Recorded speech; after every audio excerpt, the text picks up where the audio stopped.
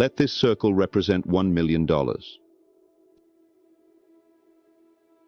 This is what $10 million would look like. This is what $100 million would look like. And this is what $1 billion would look like.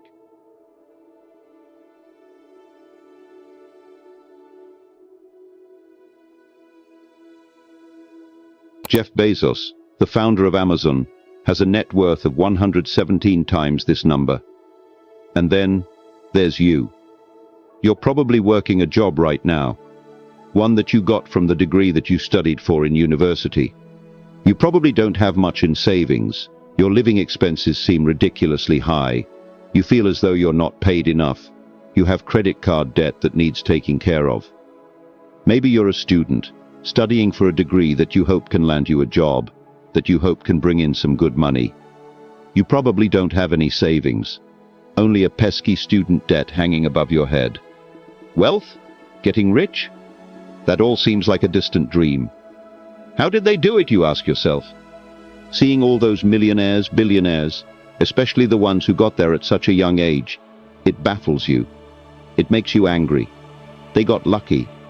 They were born into wealth. They cheated their way to the top. That money doesn't make them happy.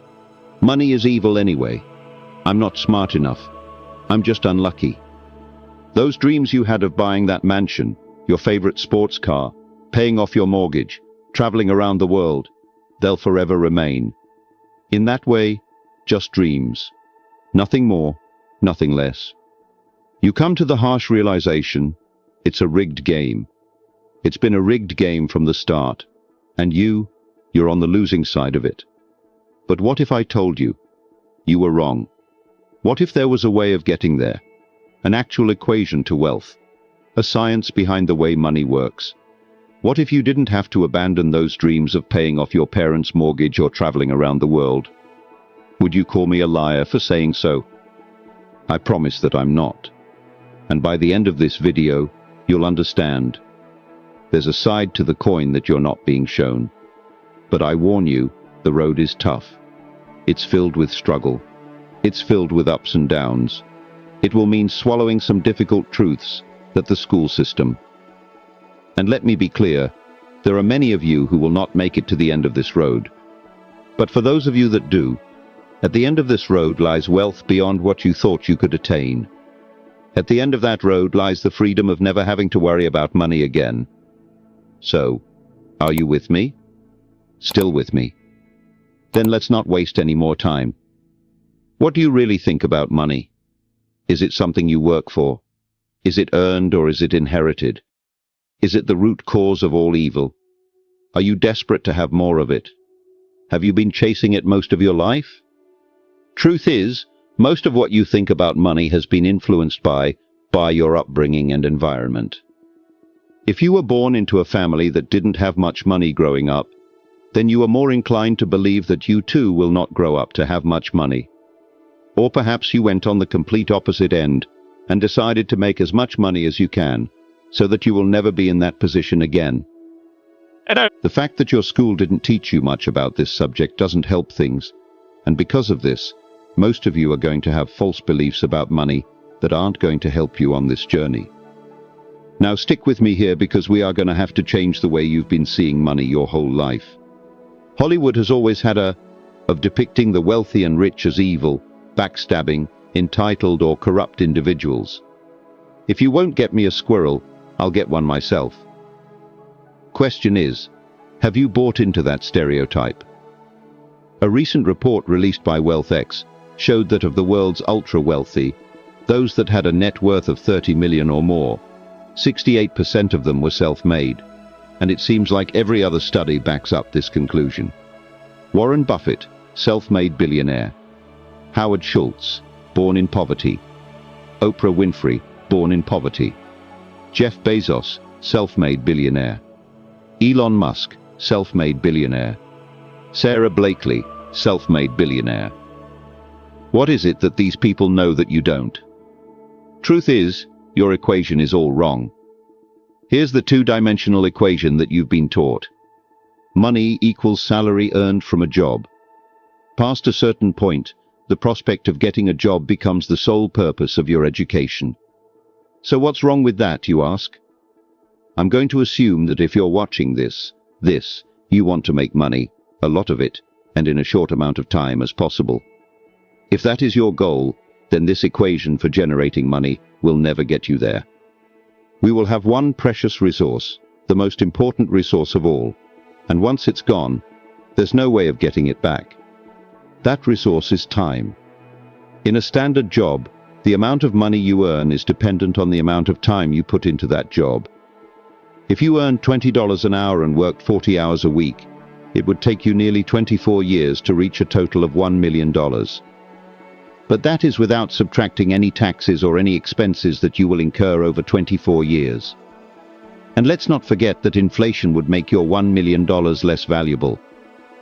The reality is that on a salary of $20 an hour, you can only really be a millionaire at an older age by living frugally, and most of that precious resource known as time has slipped through your fingers. You traded all that time for money, and it wasn't even a substantial amount either. So again, you ask yourself, how is it then that there are self-made millionaires and billionaires at such young ages? What makes them so different? And the truth is, they have a better equation than you. They have a way of understanding you. Standing money that you haven't quite grasped yet, pay very close attention. Now stop chasing money in a capitalist society. The rules of the game are as follows. You are paid in proportion to the perceived value that you have and the people that perceive your value. They are the market, the consumers of the economy. The market is you, your friends, your family, your neighbors, your country. People complain that football players are overpaid, but for players to be paid millions, there has to be a market for the football industry in the first place. People have to see the value in football in the first place for them to want to spend money on matches and merchandise.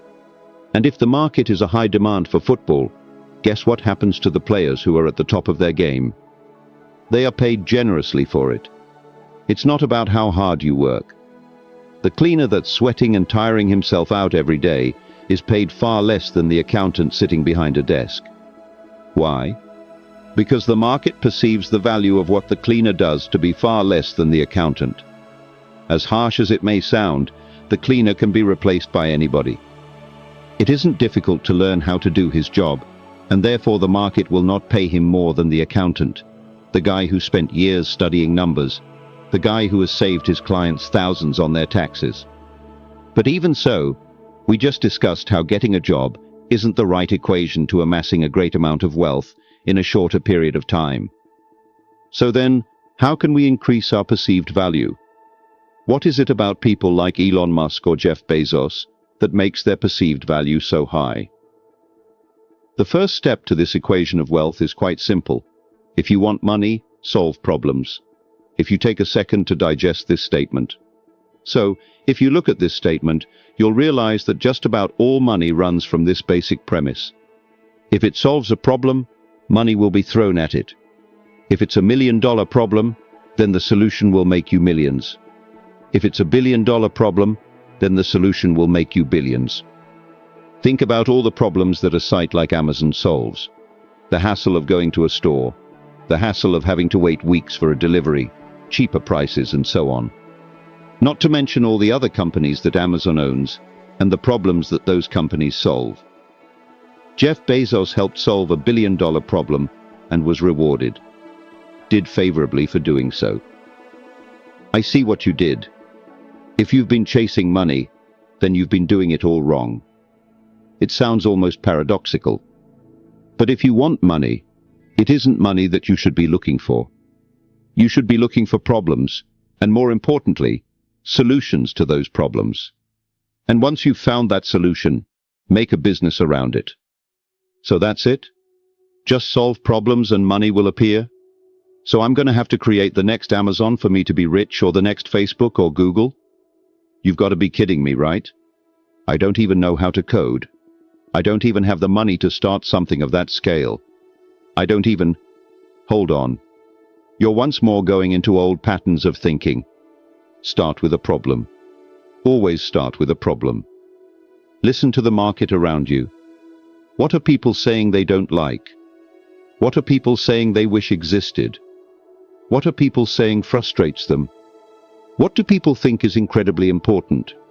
Is that a problem that you can solve? And also, is it a problem that is worth solving? The final step of this equation to wealth is finding a scalable solution to the problem. Your solution needs to affect a magnitude of people. Starting a restaurant? That's not scalable. You're constrained to the local area and the footfall of that area. But a franchise? Now that's more scalable. Is your solution a piece of software? Then that means once that software has been built, you can scale it infinitely online without needing to worry about things like production or shipping costs, as it's all done virtually. Good luck finding infinite scale with a job. But be careful. Does your solution require your time to generate money? Let's say you were a yoga teacher that charged $100 per hour. Congratulations, you only made yourself another job disguised as a business. There's only a certain amount of lessons that you can feasibly do in one day, and therefore your income is time-bound. But if you created an online yoga class that ran 24/7 with lessons you only had to create once, now that is scalable. Scaling your solution is critical here, so do not get lost on this point. Automation also plays an important role. Systems and processes will keep your business running like a smooth machine if implemented properly. If there is something in your business that you can outsource to somebody else, or hire an employee to do it for you, assuming it financially makes sense for you to do so, then do it. Tasking yourself with everything is a bad thing. As much as you may think you're the best, there's someone out there that can do a better job than you. Once you've found a solution, it's your job to make sure that solution can be accessed by everyone in your market. It's not about your ego, and it's not about what you're passionate about. The market doesn't care about your passions. So now that you have your profitable business running with the right systems and processes in place, it's time to move on and reap what you sowed. There are two likely paths you're going to face at this point. You either continue your business or cash in and sell it. This is the acquisition, the moment someone buys the solution that you spent years building a business around. This is Instagram being acquired by Facebook for $1 billion. This is PayPal being sold to eBay billion, of which 165 million went straight to Elon Musk's pocket, and the countless other liquidation events that happen across the world. This is where all the effort that you spent into building your company comes to fruition. And if you choose to continue running your business, well, there's a multitude of reasons for you wanting to do so. Maybe you love the company that you built and want to stick with your baby. Maybe you think you can add more value to the company and sell it down the line for more than it's currently worth. Perhaps that business runs passively in the background, so you don't have to do much to keep the wheels turning. Or maybe it's a combination of these three things. Either way, you did it. You solved a problem that the market wanted solving, and it rewarded you favorably for doing so. And so now I ask you, what was it all for anyway? For most of you, it was never about the money. Money is just a piece of paper, a number on a screen. Its value is only backed up by our belief in its value. From the very start, this was never about the money. Paying off the mortgage, buying your dream car, traveling around the world, never having to worry about your financial situation, it's the freedom that you were looking for. Your destination wasn't anything monetary related. It was a feeling, a sensation. The ability to do what you want, whenever you wanted, without ever having to cast a thought towards, can I afford this? Have I used up all my holidays for the year? How am I going to pay the rent? Will I be able to live off my pension? What dreams will I have to sacrifice because I can't afford forward to pursue them? The most important lesson from this video was never about the nature of money. It was about the one valuable resource that we all have. The one resource we will never be able to reclaim. Time. Is giving up a large chunk of your time towards a job that you probably don't like worth it? Is your life settled on working, coming home, watching the telly, sleeping, waking up the next day, and repeating the same cycle till you retire? How many more hours of your life do you let us slip through because of this pattern? Or perhaps you're fine with that reality. Perhaps you have no other choice but to follow that path for the time being. And if that's the case, there's nothing to worry about. The most you got from this video was a little entertainment and maybe a change in perspective. But there are those of you that understand the other side. Those of you that have the desire to never need to worry about money ever again. And so I feel the need to remind you, stop chasing money. Chase problems and find the solution to those problems. This is the equation through which all money is found.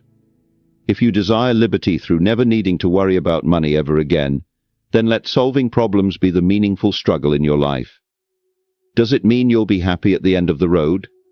Does it mean you'll feel fulfilled? Only you can answer that question. But if your struggle is meaningful, then perhaps it's worth pursuing. And there it is, your equation to wealth. Of course, I missed out on a lot of intricacies in this video. The topics of business, money, entrepreneurship are far too vast for me to cover in a single video like this. But if you do want to get started on this journey, I do recommend you read the works of M.J. DeMarco, who heavily inspired me to create this video. And it's also important to come back to an original point that I made at the start of this, which is that most people will not succeed, for various reasons. But the most important part is failing fast and moving on to the next thing.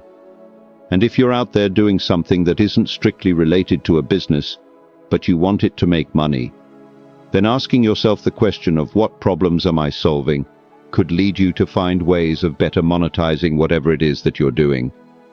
And that also includes a job and a career.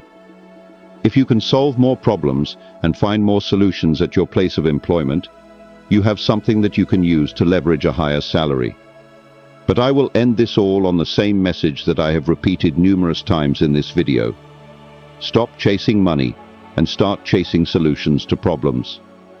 Hey, you've arrived at the end of the video, and thank you so much for watching, but don't click off just yet. I do want to take the time to say thank you very much for watching to the end. These things take quite a few sleepless nights to research, script, film, and edit, so you can't imagine how much I really do appreciate your support. If you genuinely enjoyed this video, then don't be shy, hit the like button. And if you disliked it, hit the dislike button twice just to be sure, and comment down below and let me know why. My goal with this channel has been to create entertaining documentary-style videos on business, finance, and life in general. And if that sounds like something you'd be interested in, and you'd want to tune in for more, hit the subscribe button and hit that notification bell. Make sure all your notifications are turned on. But with all of that being said, I hope you have a wonderful rest of the day.